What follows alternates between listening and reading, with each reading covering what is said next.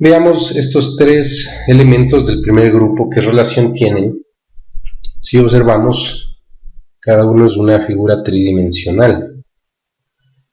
Si pasamos ahora a mirar al segundo grupo, vemos que ya son figuras planas y hay dos imágenes en cada uno de ellos.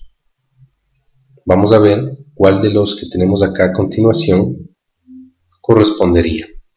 La opción A no podría ser, tiene tres figuras. La opción B podría ser, también podría ser la opción C.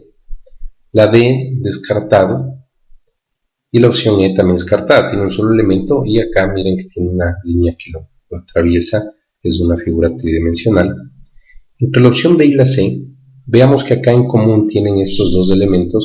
En la parte inferior tenemos un rectángulo, por lo tanto la opción B sería la que cumple esa condición.